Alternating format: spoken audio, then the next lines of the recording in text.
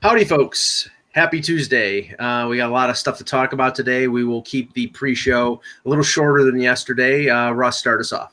Yeah, so basically, I wanted to talk about MLB's attendance problem. We've been seeing it, just when you watch a game. But of course, they adopted the American League strategy of just telling you paid attendance rather than who's showing up. But the real telltale sign of how a season's going, and remember, we're only in June. We're only 40 games in at most for some teams. Right. And I'm already getting $10 ticket offers for like Mets Phillies in Philadelphia. Now, the interesting thing about that is the Phillies are actually 7th in attendance. Right. And they're averaging, though, 30,000 at home, which isn't a sellout. Mm-hmm. That's the thing about this is a lot of these teams are not selling out. And so now they have these ticket offers. MLB a couple of years ago, I'd say, well, more than that. Now it's been probably 15 years, sort of really got into bed with corporate America. And when they did that, that fueled their TV contract to great heights, and owners made a lot of money.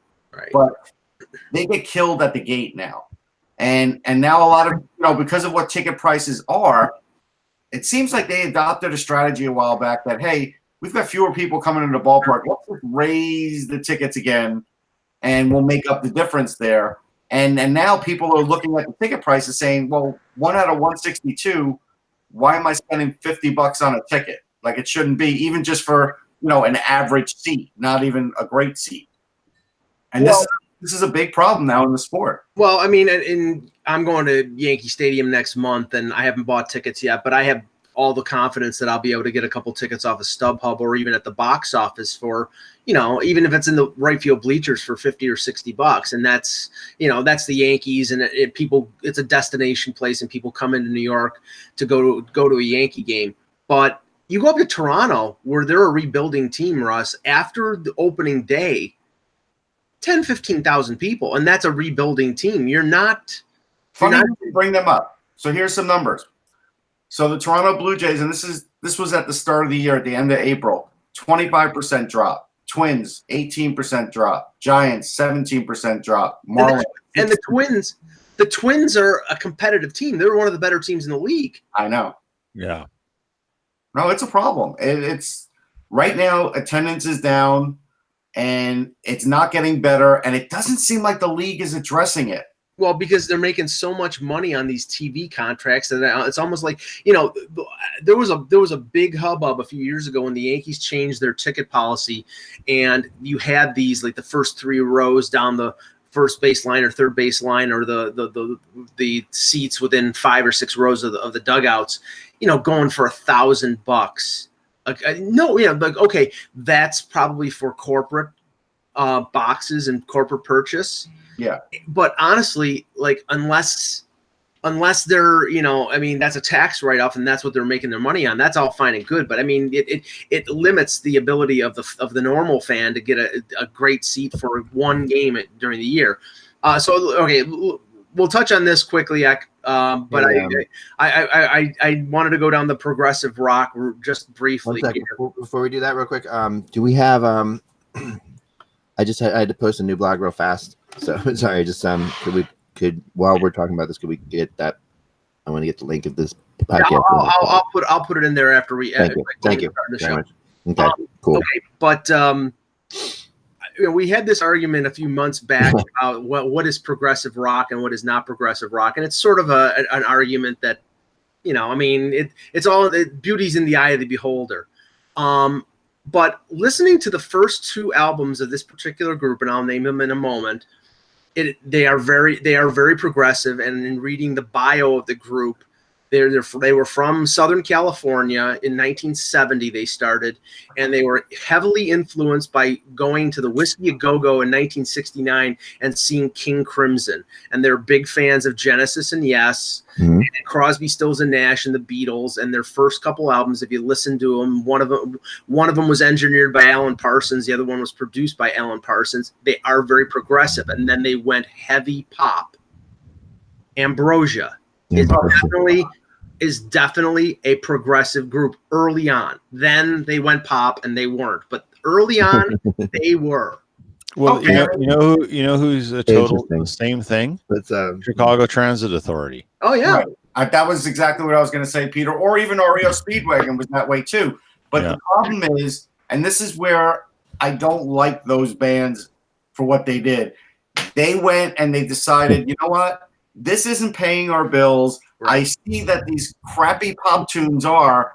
We're going to have to start writing them. And I'll tell you, in Chicago, it was a big deal because Terry Kath was against it, and a few of the other members, half of them liked it, half of them didn't, apparently. Well, Terry, I mean, what keyed them in there was Terry Kath killing himself. After that, there was no preventing going to that pop. Right. If you go back onto YouTube and you look at some old Chicago Oh my God. videos and watch what Terry could do on the guitar, Oh, it's crazy. It's insane. The fact that he doesn't get mentioned in greatest guitar conversations is basically a crime against all musicians.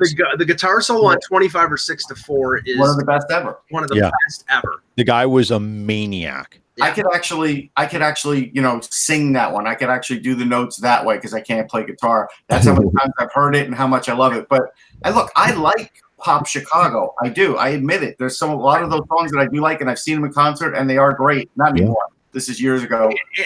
And Russ, I like sappy, romantic, poppy Ambrosia too. Yeah. But if you listen to their first album and an album called Somewhere I Never Traveled, they are friggin' unbelievable. I mean, the musicianship there. David Pack is a really good singer, but he's also a good guitar player. And Joe Puerta, their bass player, is phenomenal. And he actually played with Bruce Hornsby after he played with Ambrosia.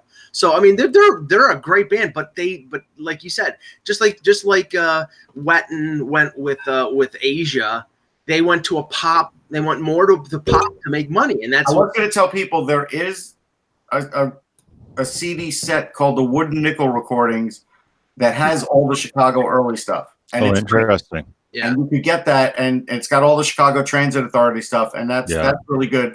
The other shock was when I saw, I guess it was about 5 years ago, I covered REO Speedwagon and Styx, and REO Speedwagon did play some of their older rock stuff because now I saw that concert. Cater to the pop crowd, and they brought out a Korg, and I was like, I didn't even know they had a Korg in their arsenal, and that's the part that makes you mad because it's like, I hated REO Speedwagon in the 80s. I hate those songs.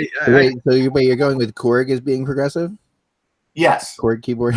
Yeah, that's the sign of progressive music right there. Funny because that to me is it's not progressive. Moog is progressive. Yes, Moog is progressive. But Korg is 80s to me, completely 80s. And whatever. I mean, just funny. Maybe it was the movie. The thing about this stuff, everybody has like a different definition of this stuff. If you were looking for a sort of a closet progressive band, there was and they're more synth, but I think they're progressive as well. There was a Toronto band called FM that put out a couple albums that were really good. I'll play some in Vancouver, but anyway, we can definitely have this debate at some point. We should, and I don't want to bore. Yeah, Rick Wake's got it. I might debate you on it. Okay. I've been around like this world a lot, and I can tell you that progressive people, the progressive hardcore. If this was a progressive podcast or we were on a progressive chat room or something like that, they would definitely. I would have been banished for saying Ambrosia. You would in Chicago, but I mean, but and I don't think that's fair. I've always said that's not fair. I mean, Peter Gabriel went pop too, So I mean, let's just he's about as progressive as you can get, right? So I mean, everybody, and I don't even know if it's. And I don't even think the going pop thing is really a fair term. I honestly don't, but that's like a whole nother discussion. To me, progressive rock is defined by like longer songs, by changing time signatures, by like kind of like incredible musicianship. Great musicianship, but great musicianship can happen in anything. Just because it's complicated and difficult doesn't mean it's great. So that's a tough one, because there's some awesome musicians in like in like Air Supply and things like that. People won't. No, I'm serious. People won't call them. No. There's some amazing. I'm just not going there. So. No, but they're not progressive. No, great musicians. Okay, let's ask a question. Was Pink Floyd progressive? Yeah, right. That's the old debate. Pink Floyd. And I think they definitely are progressive. I think they're more like art rock or synth. The other thing I'll say is concept albums, right? So concept albums, long songs, which is why Styx kind of makes it in because Grand Illusion is a concept album. Concept albums, long songs, and changing time signatures. Yeah. All right. But you know, like the end of the day, like, to me, like it Then loses. you guys There's a lot of progressive all bands that lose their focus. love fish. Oh, come Yeah, on. well, Long Fish songs, is changing progressive in time their- I will signatures. say this. This is progressive in their I'm own way not, too. I'm I not mean, into Fish, although the Trey Anastasia is a nice guy. We met him, but I will say this, Ek. I just looked it up. The Chord came out in '78, and that is when I started listening to progressive rock. So it wasn't. yeah. You heard it a lot. I'm a collector. I collect synthesizers and keyboards and stuff like that. But you know, the Korg is really was the definition of like the 80s and the MTV era, like stuff like that. Because the Moog, I was reading something on a Fax magazine, and I think because Moog was the only one out there, everybody had them. But then when Chord came out, And then I think they started. Here's the difference. Not to get really go down a rat hole, but keyboards. There were analog synthesizers and digital synthesizers. Analog synthesizers like the Moog Moog was analog sequential circuits Prophet 5. Those are analog synthesizers. And then the Korg was a digital synthesizer, meaning you couldn't change all the things. The analog synthesizers are denoted by like all the little knobs on them that you can turn. Yeah. That to me is that's like. Okay, we're gonna have to have this We show. gotta stop. In August, we're gonna have to have this show. All right, let's get started. Show sometime. All right, here we go. All right, thank you for those of you hanging out. I really apologize. Please don't yell at us in the chat room. We won't do this again. This is it. No, that was it. We just had to get this off our chest. We got a lot going on. All right, here we go. Ready? Mm-hmm. Hello, Hockey World. It's Tuesday, June 18th. It's way freaking too early. Hello, Hockey World. It's Wednesday. Tuesday. Hello, Hockey World. Tuesday. In that period of time, it's still Tuesday, June 18th, 2019. I'm Michael Agello.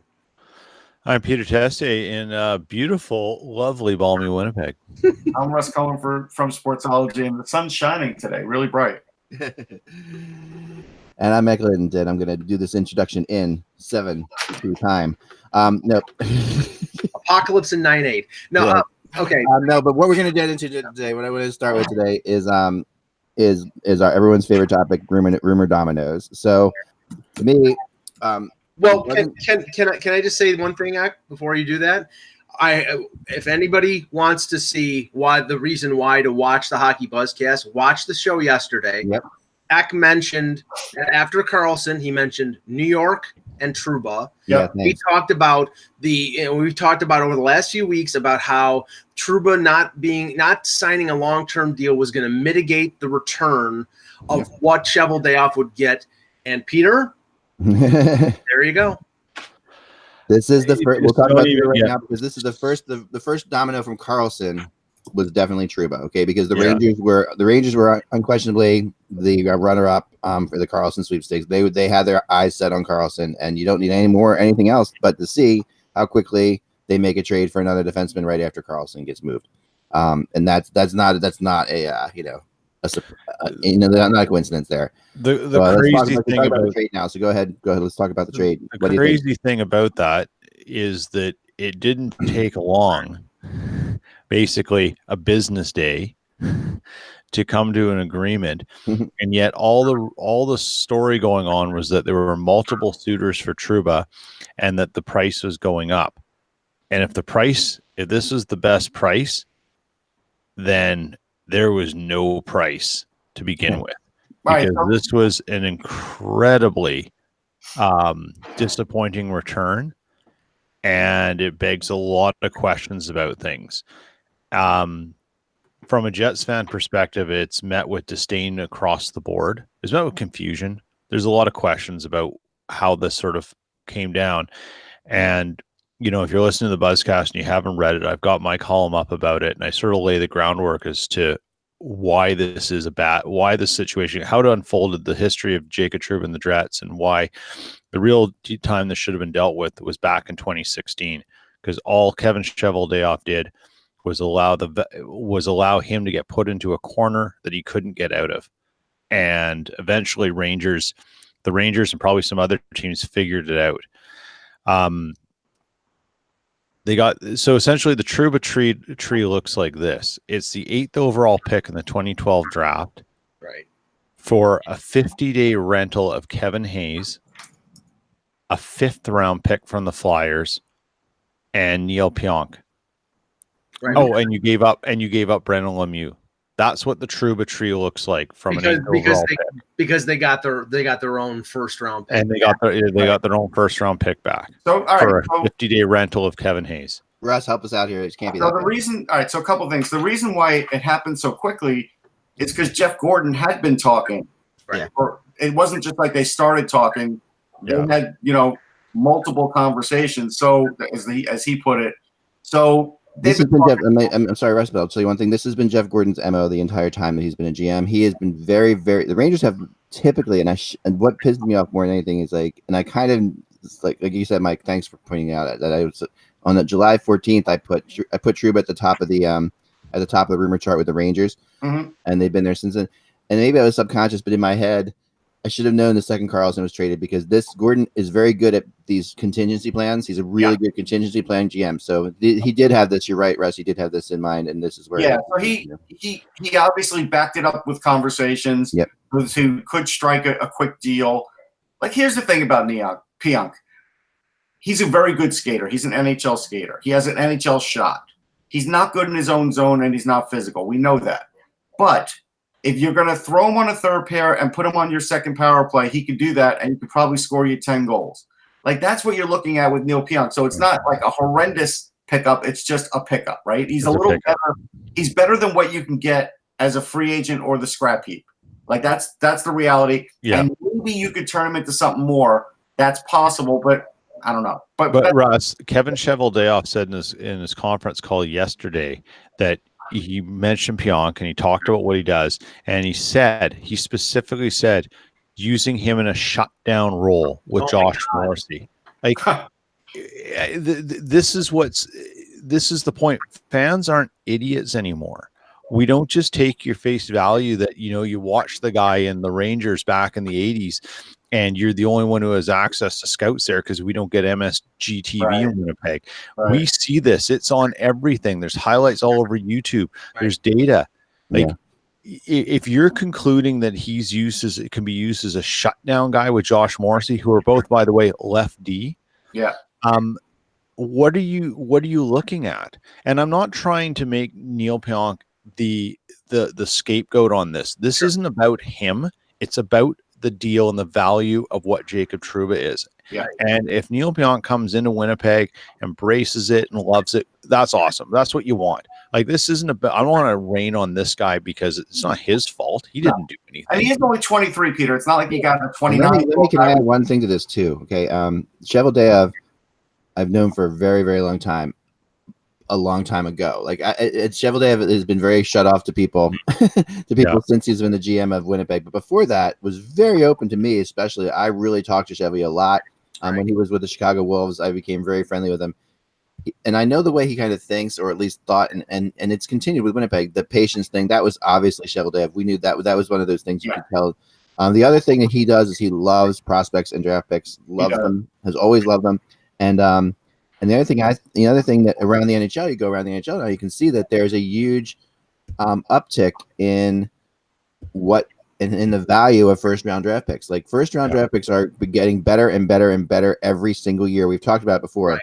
The 20th pick overall, granted, this is not a trade for this year for Winnipeg at all. I mean, this is not this, and that's where you can question, because Winnipeg's window could be. I think you have to look deeper, Peter, into Winnipeg's window, where it is really like, and let me finish this thought and then Mike definitely, but I'm sorry because I've been on this train because I started blogging about this, and then I realized, oh damn, we got the podcast at 9 a.m. So so there's the thing, Winnipeg's window is either opening or closing. They've been getting better and better all the time, or is it stagnant? I don't know, but I think that this is. A lot of Winnipeg fans see them as one of the best teams in the NHL last year, and their window is opening. So then you could keep Trouba for one more year, knowing you're going to lose him completely. Right. Knowing he's gone, right? You could play that. You could play that game or whatever. But that's not likely to be able to work for you because you're going to become a UFA. So if you step back for a second, you say Trouba is very good. He's been good. He hasn't been great. He's been very, very good. And then you say, okay, he's an expiring UFA who probably knows where he wants to go, and it's probably not the Rangers, or at least the Winnipeg might think this, and therefore the Rangers are sitting back and giving them a first-round draft pick, which is really the deal. The prospect you know, the other kid that we talked about could be a third pairing. He's okay. The first round draft pick is deal. That's the trade. That's what they're doing. They're getting their first round draft picks in the organization for the next 4 to 5 years. I think for the here and now, though, the factor with Trouba was okay. I mean, Peter said a while back that he was going to be gone. It wasn't going to be a 1 year and let him walk as a UFA. That they had to get value back. And they made that choice. But the fact was that qualifying him would have given him a salary over $6 million. And with their cap crunch right now, especially with a guy who was going to walk away, even if they traded him at the deadline, right, you're probably going to get as much for him now as you would at the deadline. The return here tells me, and it could be wrong because we said that Carlson was going to go UFA after 1 year in San Jose, and he ends up signing 8 years. But changed. They definitely do. Right, but the reports came out yesterday that the Rangers, first of all, there were no conditional picks in the deal. Right. And that Pierre LeBrun reported that the Rangers had not talked to his agent at all. So that tells me they're not allowed to, so they didn't. Right. There's ways to talk to the agent. Yeah, there's ways. I'm one of those ways. I'll talk about that too. This is one of my keys to my success is I'm one of those ways. Like I've been people talk to me all the time about things like that. Yeah, they talk to. They knew. They didn't talk to him. They knew what was going on now. But by the low return, that tells me that Cheveldayoff does not think that he's going to sign with the Rangers. That the feel out there was that he's gonna play the year. He's gonna play to his best. He's gonna check his options, and then maybe next June he decides whether he wants to stay in New York or go someplace else. You can't. There was no point to put conditional picks in there, Peter, because he wasn't going to sign wherever he was going to go. So it's amazing that he got a first round draft pick. If that's the case, honestly, that's what you have to think about. It's like paying for a rental price at the deadline, and essentially, we're living in a world right now where Jake Muzzin with an extra year is worth more than Jacob Trouba. That's what we're living in. Yeah, Jake Muzzin wasn't all because of 1 year contract certainty. But he wasn't a first round draft pick. First round draft picks in the NHL right now are so. Oh well, no. We talked about this last night. The Leafs deal with Muzzin and this deal are fairly similar. The Leafs gave up a little more because I think Grundstrom and Dursey is a better addition to a first round pick than Pionk is. Yeah, but. The Leafs got Muzzin in January. They got him for this playoffs and next year. Yes, so that's the reason they paid more. I always subscribe to I am a big fan in the belief that whoever gets the best player in the deal wins the deal. I really do believe that, and I think the Jets got the best player in this deal. And we haven't seen him yet. We haven't met him yet. We haven't met him yet. But that first round draft. Oh, come on! No. This isn't a deep draft. Is Jacob Trouba better than a 20th overall draft pick coming out right now? No. Yeah. No. All right, hold on. So let me go through a couple things, then I'll let Peter respond. Nope. So first one is, Jeff Gordon said that he and Kurt Overhart will talk in the next few days. So they are going to obviously put a number on the table, and they'll see if Trouba bites at it. He may not. Like, it's not a slam dunk. If you want to go down the road that the 20th overall pick is better than Jacob Trouba, I could start citing you the names now to tell you that it's not.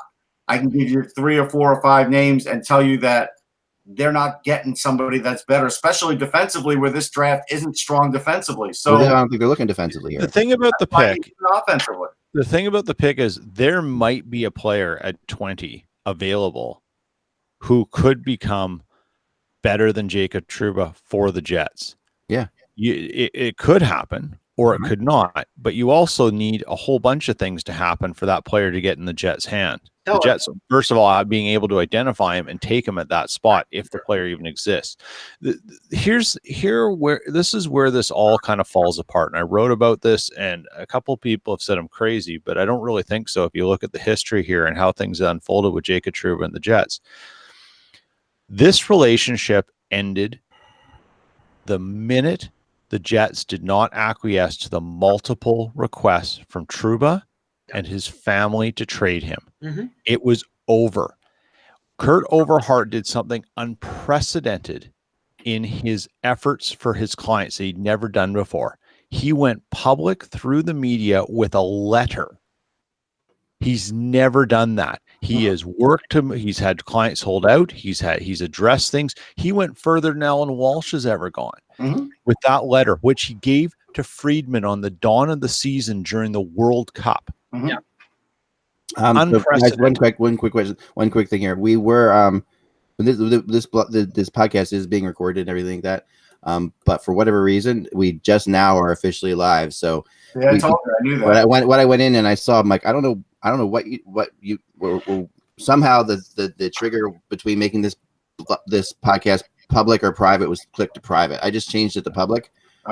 Okay. So that it's just I clicked on it and it was playing live. But when it's playing live to you because you're it's live, but that's why I kept saying you're the creator of the podcast. You have it. So but now people should be able to see us and they should be joining us. So this means that if you just joined us now, you have to watch the beginning of the podcast to hear the exciting progressive rock talk. Yeah.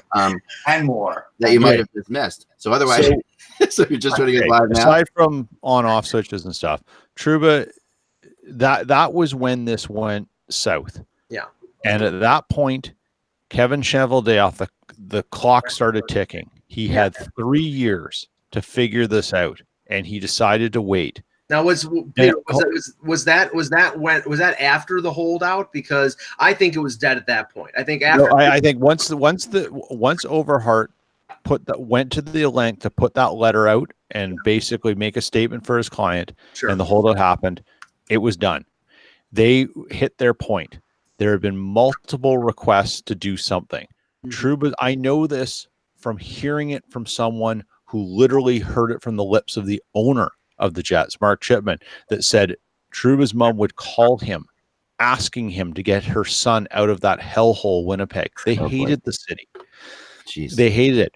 Trouba's dad, it was alleged, had a felony conviction against him. He does. He cannot travel to Canada. Right. He couldn't come up here. They did everything to appease him. They hired his brother and put him in the Jets front office.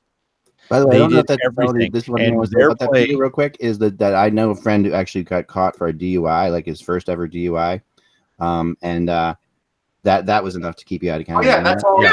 That's all it takes. And it works both ways. That's just the border. Yeah, so I think the felony thing's a little bit rough. I don't know if people know that or not. Right.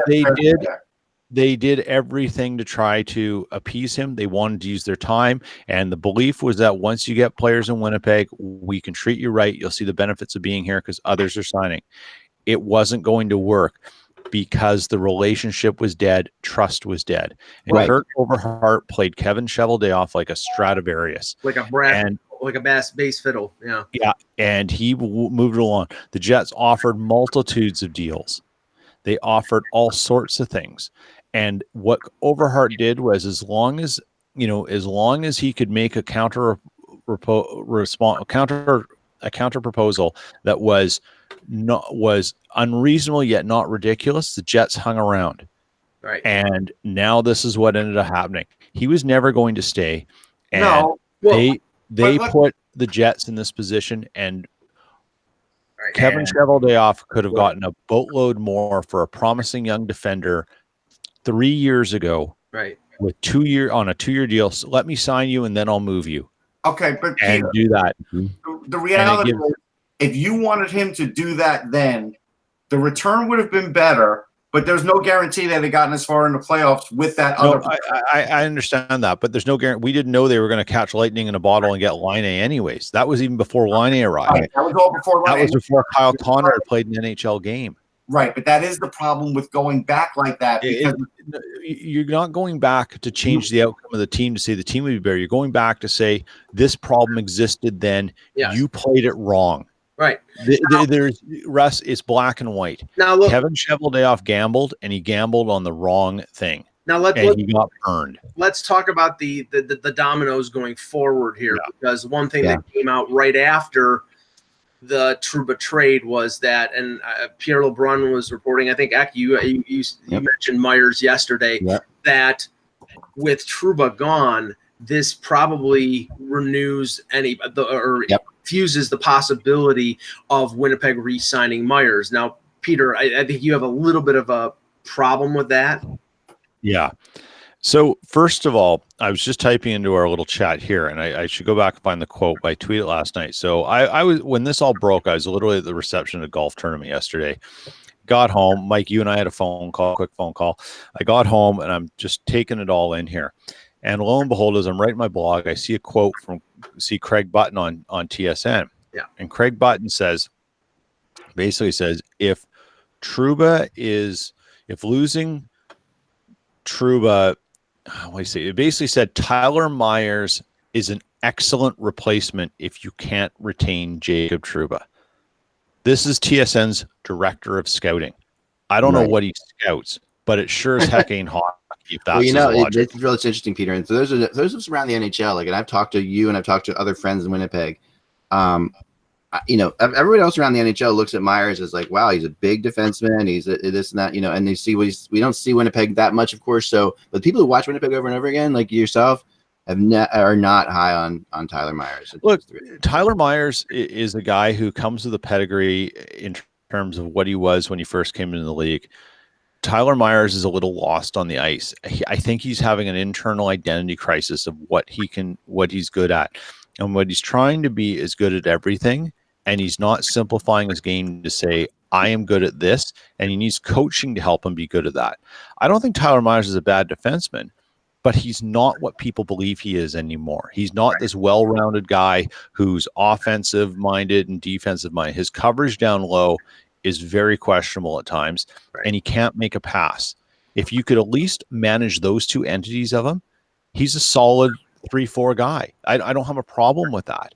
Right. But I will say this, Peter, with the usage. Sorry. No, go ahead. I was just going to say, with the usage of Trouba, he could get more than 55 points in the NHL. He can. And that's where Myers can't be a replacement for him. That's where I think not at all. Yeah, Trouba's development has changed over the years, a lot. And we've talked about this before. Like, he came in as basically a Drew Doughty. People like really saw him as Drew Doughty, not just because of the number he wore, but just like that was where they saw the upside of him. And he became much more of a defensive player than Drew Doughty, and not not nearly as offensive as Drew Doughty, right? So, but I think the Rangers are smart here, because even if they and they're going to try to sign him, and I think that'll be very telling if they do suddenly sign him. Then I think we can say, okay, Chevy, what the hell were you thinking? Well, if they don't suddenly sign him, the Rangers still believe in their heart, and this is something the Rangers always believe, as you know, Russ, that you can convince somebody to like being on the Rangers. Like, they know that if they go through this year, they can convince Trouba to really Brady Chevy might be the guy to convince them, because they won gold together in the under 18. So right. And but remember, this is more than that. Walking to Madison Square Garden down in New York City. I mean, there's nothing like that. Like, people don't understand that. And I hope he loves it there. Remember this, like with Carlson. Yeah, he has to wait until after January 1st to get an 8-year deal. Right. So that probably limits. And that's huge, Mike. You're absolutely right. So he can use that as an excuse to the Rangers, even, because he can sit there and say he can bide his time by saying that too. Exactly. And that's what I think Carlson did. And I think that. And I don't think Erik Karlsson had any intention to stay in San Jose at all. I'm telling you, but this deal was just ridiculous. And I think that's what, at the end of the day, he looked at his family and said, he played in San Jose. He realizes is a wonderful place to live. I mean, there's no question about San Jose is a beautiful place to live. It's expensive as hell to live there, but not if you're making $11 million a year. It's not. So that deal was too good to pass up. There was nowhere he was going to get anywhere close to that out there in the open market, which is why I really questioned Doug Wilson. But maybe what we're seeing there is just how little he did want to stay in San Jose and how much Doug Wilson had to do to convince him to stay there. But here, okay, again, domino effects here. I mean, when we talked about Myers, now I have no idea what Myers is going to get on a long-term deal, but I would think probably he's going to get greater than what he was making. He's going to get in the $5 to $6 million range, and I don't think he is a $5 to $6 million defense. No. Maybe even more. Tyler Myers is going to get close to top pairing money. Right. But he's not a top pairing defenseman. I'm going to guess close to 7.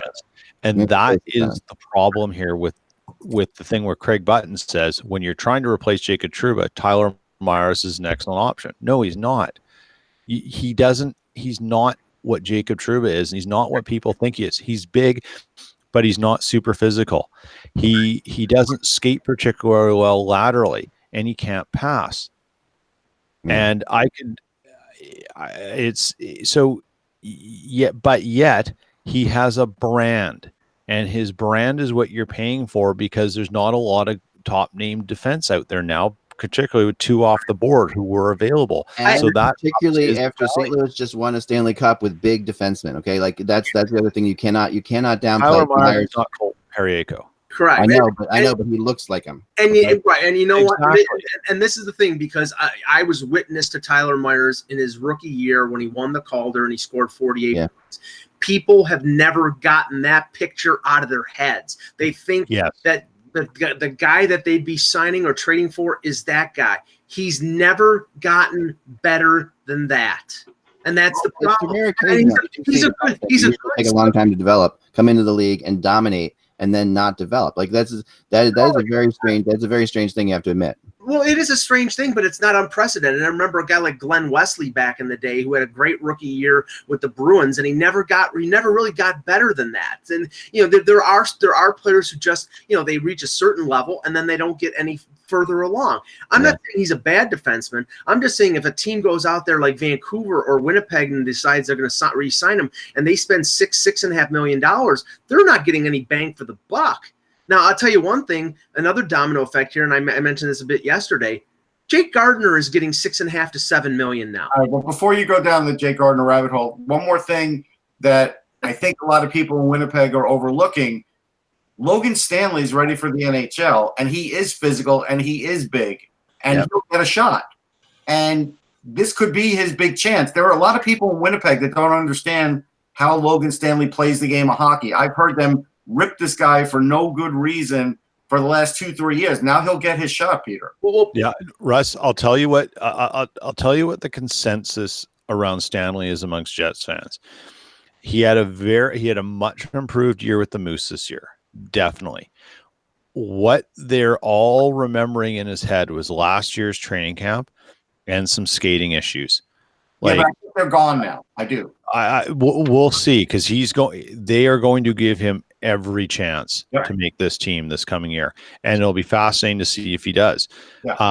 If Stanley can come in and skate way better than what we've seen, then this is a guy who his top side is that 3-4 guy, and then a lot will be forgiven in some aspects. Right.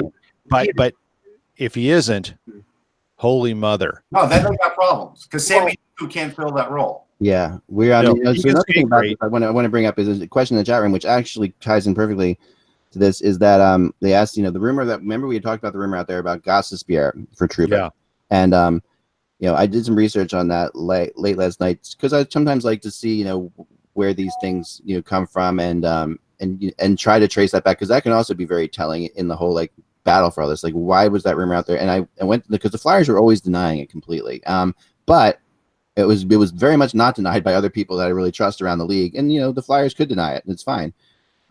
It really feels like this may have been a Cheveldayoff thing, that not from Chevy, of course, but orchestrated by Chevy to try to get the price up a little bit on Trouba. The idea here was, okay, we could get Gostisbehere for him, and his attempt, that's what it sounds like. Yeah, but the Devils and the Islanders were also in on this too. Yeah. Oh, yeah. No, and the Islanders that's not surprising. And again, do you think Chuck Fletcher is trading Gostisbehere for Trouba if he can't get Trouba extended? Exactly. And I think that's actually the Flyers have a lot of Kurt Overhart's, or they used to, a lot of his clients, so they probably had an idea.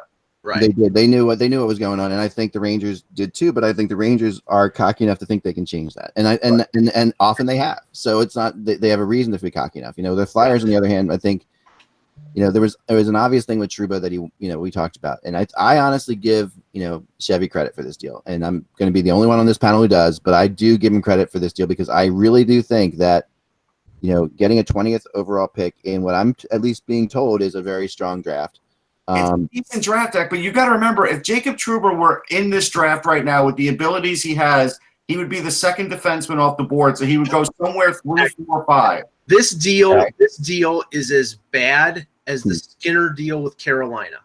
It really is. They got a rental return for a guy with a year left. Right. And then look what happened with Skinner in Buffalo. Who would have thought that, right? I mean, it's Yeah, possible. I'm talking about from the Carolina point of view. You traded. Yeah, but Carolina can't control what happens in Buffalo. You know what I mean? Winnipeg can't control what happens with the Rangers. Like, they only know what's going to happen with them with Trouba, and with them with Trouba. This is so. The question is who else out there, knowing Trouba would leave probably at the end of the year, unless it's the team that everybody knows he's going to go to, which I think is the Red Wings. I honestly do. Right. I think it's the Red Wings because I think that the Red Wings don't. I had Kevin on here yesterday. They just don't pull off. So they're gonna wait for Trouba. So who else besides the Rangers would have the cockiness to think to pull this off? Honestly, that's how it goes. And the first round. I mentioned it yesterday when it came to Tampa. After Carlson signed, I thought Tampa was the logical because Tampa could give Winnipeg guys like Kachuk, Radish, or Cal Foote in a deal. These guys on entry-level deals who are probably NHLers or close. Are they the 20th pick overall? Yes, because they're further along in their development. But it's not even that true. So at best, Eck, at number 20. How many do you have at 20? All right. I'll tell you who I have ranked at 20. It doesn't mean he gets drafted. Right. Who you have ranked? Spencer Knight. Before him is Alex Newhook, and after him is Ville Heinola. Okay. Alex Newhook is a really good center. Even if they got Alex Newhook, which I'm not sure they would get him there, to be honest. Right. Even if they got him, you're talking second-line center at best. Right. That's your best case. For a person who's not going to return to your team. You're getting him for nothing. You're getting him for a player that's leaving. We all rip on the Islanders. If the Islanders had gotten a first-round draft pick at least for our Tavares, they would have been better off. It's like that. That's what happened here. You had to go. I mean, it's just like we can. The argument is drafting a guy. The argument here is not whether or not Chevy had to trade him. He had to trade him. We knew that, right? So the argument is how much could he get for him? Right. And the question is, the only team that probably would have given him long term to keep him there would have been Detroit. Detroit doesn't have to win this year. They're Eck, I know you don't like to do math on the show. Me that doesn't like to do math. Okay. I love to do math. You hate math. Go ahead. I'm going to give you math. Yes, please. There's a high percentage chance still that the number 20 pick never plays in the NHL. There's a 0% chance that Trouba won't play in the NHL. Right. And there's a 0% chance that Trouba will play in the NHL ever again with Winnipeg after this year. So 1 year, when you say they have players coming up, I mean, who was going to give them more for Trouba? Where were they going to get more? Your argument is that if they get anything for him, since he's not going to play there, it's a good deal. But the problem is you have to be able to maximize your return for a guy who's got value, even if it's a 1 year value. Look at the value that San Jose gave to Ottawa. Yeah, and I know Carlson's a different kettle of fish than Trouba, but they gave him a package of draft picks. They gave him 2 players. I mean, it was a significant return. What's the best player that they gave him? Norris. The best player Ottawa got is Norris. Better than the 20th overall? Russ? That's debatable. Right now, I'd say. But they got more than that. They got more than that. They got on top of Norris. They got a first. They got other pieces and stuff like that. Yes, for sure. More than that. But Ottawa needed a lot of pieces, so it made sense for Ottawa to bring a lot of pieces in, right? They got a lot. Here's the other part where I will defend Chevy and agree with Eck. It wasn't all Chevy's fault here. Trouba caused a lot of this too. Sure. And you have to put some of this blame on the player because it was pretty obvious early on that we all knew Trouba was probably not going to like it there. But then we did even hear when the Jets were going great that there was a chance he might stay there. So clearly there was probably a little bit of indecision at that point, like, well, maybe if they pay me the right amount of money, he'll stick it out. But then he didn't. So I think that was more to Trouba's credit, though, of trying to be a good soldier than anything else, and Trouba not wanting to be bad in the locker room, and Trouba's not like a lot. He wanted to like. Look, I don't think there's any question here about Trouba's integrity about how he handled this. He was direct. He was direct through his agent when he signed his deal. Yeah. He said all the right things. Jake, and if you saw what it just came out in the Winnipeg Sun, Jacob Trouba talked about how for him it's just as important for his fiance to have the opportunity with her medical degree and to pursue her dreams that he says she's worked just as hard at as I have in hockey. Which you have to respect. And I absolutely respect that. I have no issue with Trouba wanting to be where he wants to be. What I have issue with is that one side was direct about it and realized that early on, and the other side not understanding the level of concern that that Trouba's camp had and what they wanted, and respecting that. And that's where this broke down. But I don't think it broke it's down. now come back to Kevin Cheveldayoff getting his own draft pick back and a 5th round pick for the Rentley Smith. That didn't work out. And this is as far as he could have gone. He took the Trouba thing as far out as he could have before he wants to, the question is if Trouba is definitely leaving at the end of the year, and with this coach, which is to me, Chevy's biggest issue is the coach in Winnipeg. It's not Trouba. It's not anything else. They got to figure out this. I mean, I think this coaching situation in Winnipeg needs to change. That's my opinion. Because there's this that with this coach, the possibility of Trouba like all year long getting asked about, are you going to resign here? Are you going to resign here? Are you going to resign here? They just needed to clean up this locker room. They needed to make sure this was going to be. They needed to get rid of these distractions. I give him credit for doing that and for getting back something that actually has value. I think that's pretty huge. But Peter said something interesting in chat. If Tremankin's coming back here for Vancouver, he's a good defenseman, Peter. Yeah. He is. That's the rumor out of Vancouver, is that the Canucks have been talking to his people. And if they get Tremankin in there and Logan Stanley has a chance to make the team. Oh, forget about Vancouver. Tremankin's Vancouver. Oh, I'm sorry, Vancouver. Sorry. But hold on. If they get Tremankin back, look, everyone's talking about the Canucks wanting Myers. Well, no, but it's I wanted to talk Vancouver for a second because that seems to be. I mean, I skipped the beat there. No problem. I mean, because Vancouver seems to be the favorite destination of most of the free agent defensemen. Now, if Gardner and Myers have been talked about in connection with them, and if that doesn't happen, then maybe they go out and make a trade. I've heard PK Subban to Vancouver rumors, which I don't know if I would believe them, but this is the thing. It's Jim Benning has gone on in Vancouver and basically stated he wants to remake that defense, and the only guy that's not that's nailed down is Quinn Hughes. That they'd be interested in probably moving out most of or all of the bodies, and that includes Tanev. I don't know about Stetcher, but they're not bringing Pouliot back.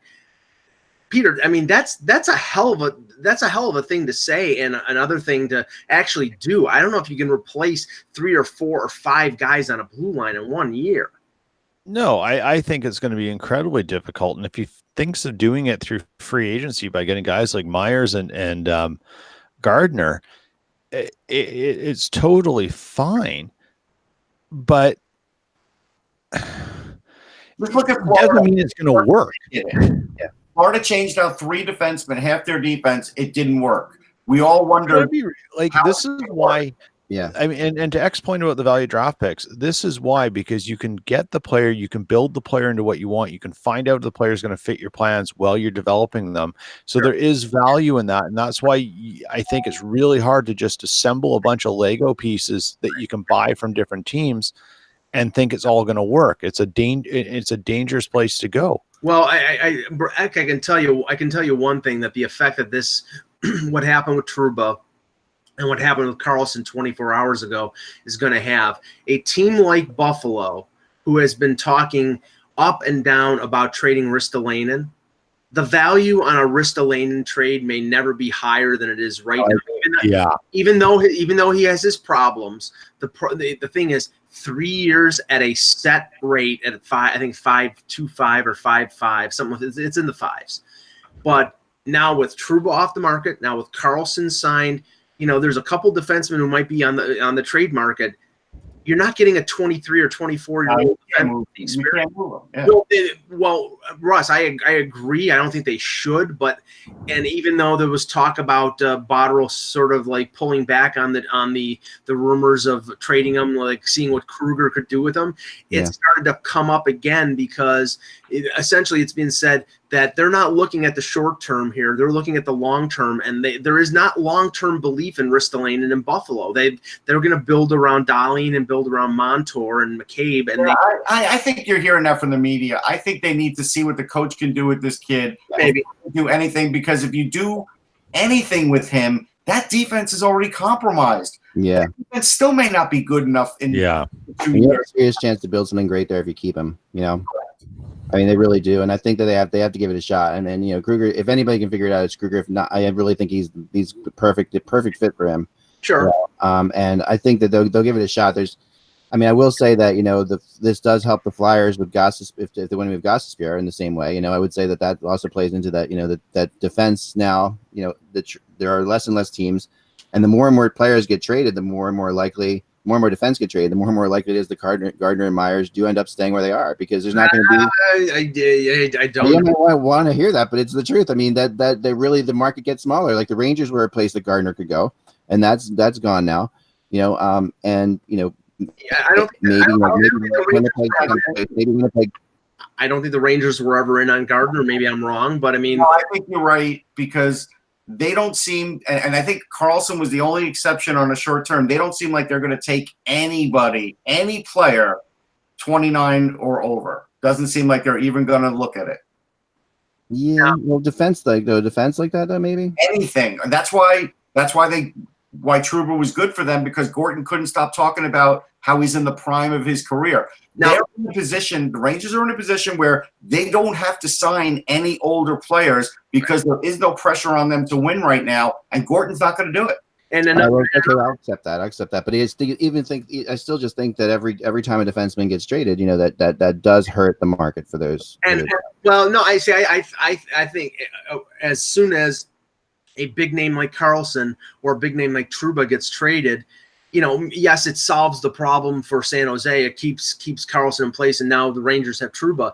But there's less players available on the market, and that increases the leverage of a guy like Gardner and a guy like Myers to get more money from other teams, maybe from their own team, but I think maybe from their own team, because because you have to look at teams that need defensemen. Two of those teams that need defensemen have filled that need. The Leafs cannot sign Gardner. They can't afford what he is unless he takes a ridiculous hometown discount. Like if he takes, he was making 4.02 last year. If he takes 5 and a quarter, right, I think the Leafs can sign him, because they he might have to. I mean, they may have to, because that's not happening. He's going to get 6. But he's not. But you can't. Both of those things can exist in the same universe, Mike. Like you're talking about, if there's not teams out there, then he can't demand a high price. I mean, Vancouver, Montreal. You've mentioned Montreal. The Islanders. Maybe the Devil. They're talking to the Flyers about Gostisbehere. There's others. The Islanders. Maybe the Islanders is a good possibility. Is a good chance. Maybe Vancouver is a good chance. But I think that and I've heard there's other places for sure they could go. But the price is how the possibility you could come back to Toronto. One other thing though, in terms of dominoes, when Carlson re-signed in San Jose, we had heard all the stuff about Tampa Bay, him going to Tampa Bay and playing with Hedman. Just before the show started. It's not a big sexy move, but it may be an indicator of what Julian Brisebois is doing in Tampa. He re-signed Braden Coburn for 2 years at $1.7 million per. They've got 2 young defensemen in Sergachev and Cernak. They have Cal Foote, who might be ready to make the team out of training camp. Now they bring back Coburn. Maybe they bring back somebody like Strawman. They are positioning themselves to not have to go out and sign somebody or trade somebody in free agent, or trade somebody or sign somebody in free agency, and maybe being in a position to wait until next deadline to pick up a defenseman. Yeah. That, because they don't have a ton of cap space, and they're going to have to spend big money on Braden Point. Right. And Zaitsev's also going to get traded, so that's another defenseman that's going to get traded. That's another team that's going to fill a defensive. Right. I mean, again, it's another team that's going to fill a defensive need. I mean, again, just because he's asking to be traded, it doesn't mean it won't linger on. Yeah, he's a lot of other players too. As we've seen, right? We've seen, this can linger on for a long time. It could linger on. I think it will, but I think, and I don't want to get into Toronto too long, but I think that there's a definite desire in Toronto, or there should be at least a definite desire in Toronto to get things fixed quickly after what happened last year with Nylander, right? So you've got to you can't letting things drag on here in Toronto is not a good option for. Darren Ferris has to be on the same page, and it was interesting that you mentioned that, because yesterday I wrote something about there was a little bit of a mention that Marner may not want to sign until after July the 1st. Well, Dubas, when I was in the scrum with him at the draft combine earlier this month, he basically said, we want to get all these guys locked up, but they can't stop us from having to do the business that we need to do. Yeah, right, exactly. And so it's like if there's an opportunity to trade Zaitsev, there's an opportunity to sign somebody or trade for somebody that's going to help the team, then Marner, Kapanen, and Janssen be damned. They have to do it. Can I mention what my favorite fake rumor is right now on Go ahead. Twitter? Then we're gonna have to end soon here. Yep. Thanks. I'm going to say quick. It's from Not Fake NHL News. The Flyers and the Avalanche, open to trading their 11th and 16th pick, respectively, could see Tyson Jost and Scott Laughton swapping teams if the trade. God. Who said that? It's just another Alexander Daig, that's who said it. beware of fake prophets. Okay. I just have to laugh because there's no way the Avalanche would swap Tyson Jost for Scott Laughton. No, not in a million years. No. I just saw this tweet. This is really interesting. There was a Foo Fighters song called "Something for Nothing." That's that trade. Yeah. Go ahead, Peter. Oh, man, go ahead. The New York Rangers GM, Jeff Gordon, was Boston's GM for 4 months in 2006. Yeah. He oversaw the draft where they got Lucic, Marchand, Kessel. He traded Rakoff for Rask. He signed Zdeno Chara. Then they hired Chiarelli to be GM, and he fired Gordon. Yeah. I know. That's amazing. It really is incredible. I mean, so I think that's all. We do have to end right at 10 o'clock today, guys. We have so much more to talk about, but we'll be back again tomorrow. And please stay tuned to Hockey Buzz all day. Follow me on Twitter at Eklund if you're not. He could be the next to be traded too, just for what it's worth. And at Eklund is not a fake rumor Twitter account. Nope. But there are plenty of them out there. Beware of them. I mean, they're always good for a laugh if you want to find them. They're all out there, and it's funny. They all follow me. I've noticed this. So and they all rip me at the same time, which is hilarious. So anyway, remember, without the buzz, guys, it is just hockey. Remember, I would also be other people. Mike at Buffalo is at Mike in Buffalo. At Tessier. Nope. Tedier. Tedier. I always do Tedier wrong. Sorry. At Tedier for Peter, and at Sportsology, of course, for Russ. Russ is a big Chris, and really important to follow, of course, going into the draft. We got the best draft guy in the business on this show all the time. I appreciate it. And without the buzz, it's just hockey. We will talk to you tomorrow.